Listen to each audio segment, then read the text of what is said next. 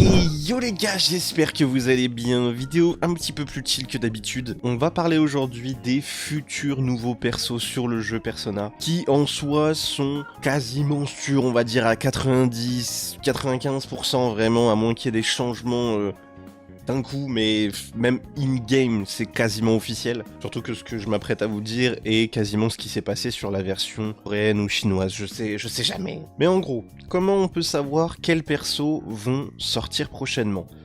En gros, ce qui se passe, c'est que si on va dans le goal, donc dans le pass saisonnier, en gros, à un moment, dans le pass premium, on peut obtenir ceci. En gros, c'est une caisse d'armes, mais pas comme les caisses d'armes qu'on peut avoir habituellement dans le jeu. Là, c'est une caisse d'armes premium.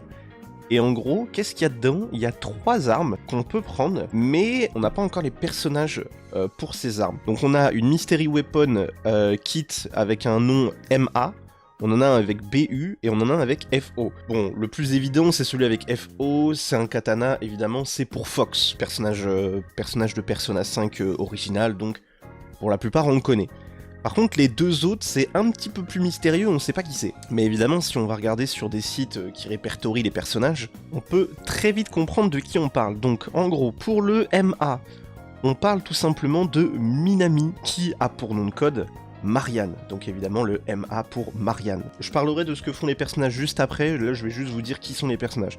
Donc on a Minami, qu'on voit un petit peu, on peut avoir un lien avec elle. Non, pas un lien, mais on peut avoir des quêtes avec elle. Et ensuite, pour le BU, c'est Yui, qui a pour nom de code Bui. Vraiment, le nom de code, il est terrible pour ce perso.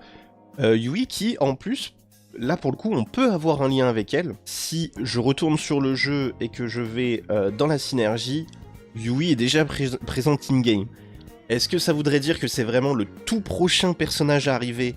Peut-être, franchement c'est vraiment pas impossible, en plus je crois que sur la version chinoise c'est elle qui est sortie juste après Joker, donc il y a quand même beaucoup de chances que ce soit elle. Et le dernier personnage c'est tout simplement Yusuke, donc avec pour nom de code Fox, qui est dans Persona 5 original, il est juste là. C'est pas mon personnage préféré de Persona 5, mais c'est toujours cool d'avoir des persos de la série originale. Et donc il y a de grandes chances que ce soit les 3 prochains personnages temporaires qui vont sortir. Alors je dis temporaire, mais il faut savoir que Minami n'est pas vraiment temporaire. Je crois qu'elle va avoir son portail dédié, mais en gros, si j'ai bien compris, quand son portail va partir, elle va arriver sur la permanente en gros. En gros, elle va avoir un portail comme Joker, si je dis pas de conneries, et une fois que son portail partira, elle ira directement dans la permanente avec ces autres personnages là. C'est pour ça que j'économise aussi mes tickets gold, parce que il me semblait bien qu'il y avait un délire de certains personnages n'étaient pas vraiment temporaires, puisqu'ils allaient rejoindre directement la bannière permanente juste après. Donc, économisez vos tickets gold, c'est un petit conseil, surtout que Minami est très intéressante. Donc après, on peut se demander quand est-ce qu'ils vont arriver. Il y a des petits indices qu'on peut voir toujours sur la caisse d'armes premium. En gros, quand on va sur les armes, on voit qu'on peut l'utiliser à partir du 9 juillet à 22h30. Est-ce que ça voudrait dire que du coup, Marianne sortirait le 9 juillet ? Peut-être, franchement, mais ce qui est bizarre, c'est que pour Yui, c'est pareil. C'est le 9 juillet. Donc ça veut dire que les deux persos sortent en même temps. Je pense pas que ça soit exactement ça, parce que ça reste quand même très étrange que 2 persos sortent en même temps. C'est à moins que Marianne aille directement dans la bannière permanente, mais c'est bizarre, vraiment c'est bizarre.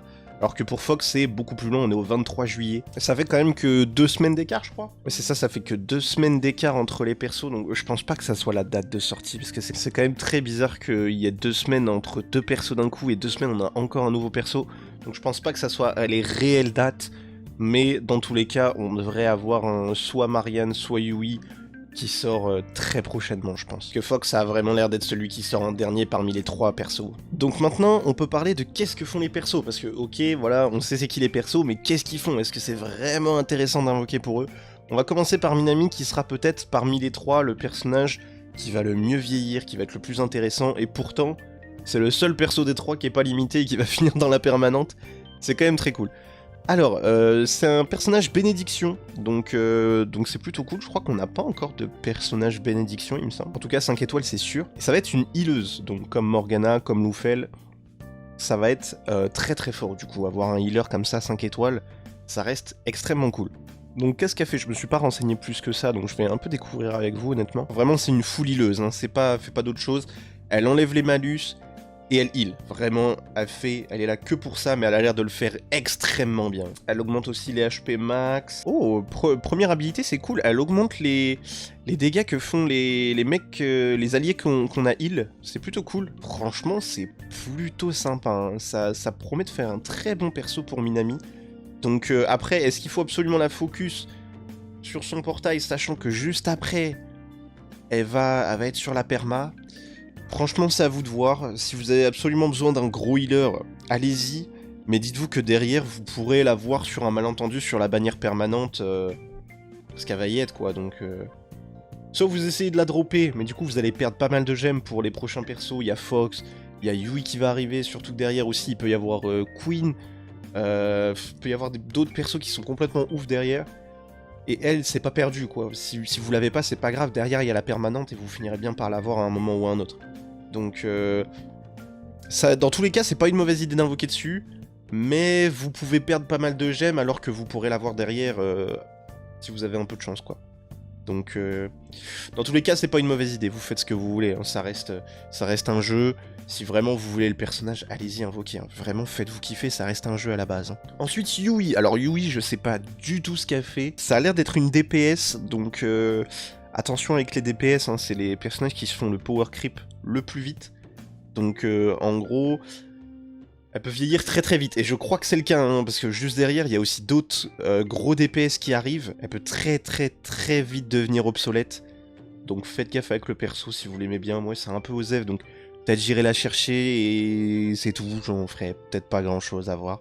Personnage électrique, donc DPS, hein, je crois qu'Assassin c'est l'équivalent de DPS. Qu'est-ce qu'elle nous fait de spécial? Son passif déjà c'est quoi? On a 35% de chance de faire une attaque de suivi en gros, sur la cible qui a été touchée, en faisant des dégâts électriques, etc. Ok, donc elle a l'air en gros de faire pas mal d'attaques. 35% c'est pas énorme après, hein. Peut-être qu'il y a des moyens d'augmenter ce pourcentage, mais ok, donc en gros ouais c'est un personnage qui va beaucoup attaquer en dehors de son tour en fait. Ah et c'est sur cette compétence, vous voyez, on augmente les chances de déclencher des attaques de suivi pendant 2 tours.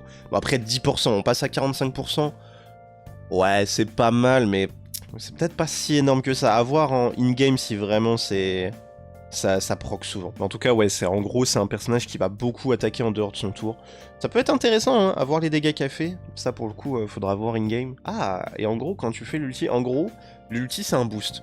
Ça va booster ton attaque des attaques de suivi, et en gros, pendant un tour après avoir fait ton ulti, ça va tout le temps proc l'attaque de suivi à chaque fois qu'un allié va attaquer. Alors qu'on avait que 45% de chance de base si on faisait la compétence. Si tu fais l'ulti, là, ça va proquer tout le temps pendant un tour. C'est intéressant. Non, non, vraiment, c'est cool. Elle est pas si dégueu, hein. Elle est pas si dégueu, mais je vois pourquoi elle peut vite se faire power creep, c'est que elle a rien d'exceptionnel, quoi. Je pense que c'est surtout au niveau peut-être des pourcentages de dégâts, et ça va la power creep très très vite. Mais en tout cas, ça peut être un perso fun à jouer. C'est un perso qui a l'air de vraiment d'énormément attaquer, surtout en dehors de son tour, donc plutôt cool, c'est plutôt sympa. Après, est-ce que je conseille d'invoquer dessus? Sachant qu'on a déjà des plutôt gros DPS. Là, elle est électrique.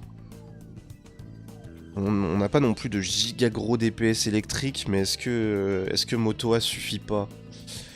Je sais pas. Honnêtement, c'est à vous de voir. Pour ceux qui ont joué sur la version coréenne, chinoise, n'hésitez pas à dire si Yui vaut vraiment le coup, mais de ce que je vois, ça peut être intéressant, mais je suis pas totalement convaincu, mais je pense qu'elle peut être forte quand même. Et pour finir, on a Fox Yusuke Kitagawa. Alors je crois que lui, il est très particulier de ce que j'avais vu vite fait, il est assez bizarre. Son passif, en gros, quand il va prendre des dégâts, il y a 65% de chance d'activer la danse dragon. Alors qu'est-ce que c'est que danse dragon? J'en sais rien. Ah, c'est un contre. Ah, il fait des contres, lui. Et il peut améliorer ce counter avec certains skills, d'accord. Qui fait des dégâts selon la défense. Je pense que c'est un gros tank, en fait, Yusuke. Et donc après, on a le boost. Donc le boost qui va améliorer le counter quand on se fait toucher. 65% de chance, c'est fort, hein. Par contre, je crois que ça marche que sur lui. C'est que si lui se fait attaquer. Donc est-ce qu'il aurait pas un système de de provocation, genre qui augmente les chances que lui se fasse attaquer, parce que sinon ça peut être compliqué, hein. Et il gagne du shield, ok. Donc c'est là que ça marche avec le deuxième skill. Et il perd sa faiblesse. En vrai, il est pas si mal, hein, franchement. Il y a des trucs à faire avec lui, j'ai l'impression. Hein. Ah, et voilà, et regardez, mais en fait, cette compétence a fait tout le perso. Il a plus de faiblesse. Il est immunité tout... Il est immunisé pour... le malus mental, genre, je sais pas, peut-être sur les malus de contrôle, peut-être, quelque chose comme ça. Et il taunt les ennemis pendant 2 tours. Donc dans tous les cas, en gros, il va se faire taper. C'est fort, hein. Non, vraiment, ça me paraît fort. Ça va être un bon tank, sachant qu'il va taunt. Donc en gros, est-ce que t'as besoin d'un healer dans la team? Peut-être pas, surtout qu'il met du shield. Si le shield est énervé, peut-être qu'il prendra pas trop de dégâts. Non, franchement, j'aime bien. Hein. Encore une fois, ceux qui ont déjà joué sur l'autre version, n'hésitez pas à dire ce que vous en pensez du perso, mais... Moi j'aime bien, hein. Il est cool. Alors pourtant Yusuke c'est vraiment pas mon perso préféré, mais là en termes de gameplay, j'aime bien. Vous me direz encore une fois si c'est un personnage qui vaut le coup, mais là pour le coup, Yusuke, counter, il tank, avoir les dégâts encore une fois, mais je sens qu'il peut faire des bons dégâts si tu le montes bien. Ouais, j'aime bien, ça, je pense que ça peut être aussi le genre de perso qui se fait très vite power creep. Les persos qui font des dégâts, ça se fait toujours plus facilement power creep que des persos qui pourraient heal, etc. C'est pour ça que Minami, je pense, reste quand même le plus intéressant. Mais honnêtement, les 3 peuvent être cool. Alors évidemment, faut pas invoquer sur les 3, hein, surtout si vous êtes free-to-play. Essayez de gérer un minimum votre gestion de gemmes, surtout si vous voulez absolument certains persos comme, je sais pas, Makoto. Je parle de Makoto Persona 5, hein, évidemment. Peut-être Futaba, des trucs comme ça, des personnages qui vous hype de fou. Mais sinon, j'ai pas l'impression qu'il y ait vraiment de mauvais choix à faire. De toute façon, ça reste un jeu. Hein. Si vous voulez invoquer sur Yui, invoquez sur Yui. Si vous voulez Yusuke, absolument, allez chercher Yusuke. Dites-moi lequel vous hype le plus parmi les 3. Franchement, le Yusuke, j'en attendais pas grand-chose, mais au final, très très cool. Minami, je pense que j'irai quand même la chercher une fois, parce qu'une healeuse, faut pas déconner. Même si elle arrive sur la perma juste après, au pire ça fera des doublons et je pense que ces doublons peuvent être très intéressants. Et Yui à voir. Mais j'aimerais bien avoir tous les persos du jeu, donc... c'est dur, franchement c'est dur, mais quel kiff, des nouveaux persos arrivent, très certainement, évidemment pas tous en même temps. Je pense que dans l'ordre ça fera peut-être soit Minami soit Yui et derrière on aura un Fox. Mais voilà, si j'ai oublié des trucs, des informations essentielles sur des persos ou quoi, ou juste des informations quant à la sortie des persos, n'hésitez pas à me dire. J'espère que cette vidéo plus chill que d'habitude vous aura plu, que ça vous aura donné des informations utiles. Qui est-ce que vous allez invoquer? Qui est-ce que vous allez chercher? Dites-moi tout en commentaire, je vous fais des gros bisous les gars. Bye bye.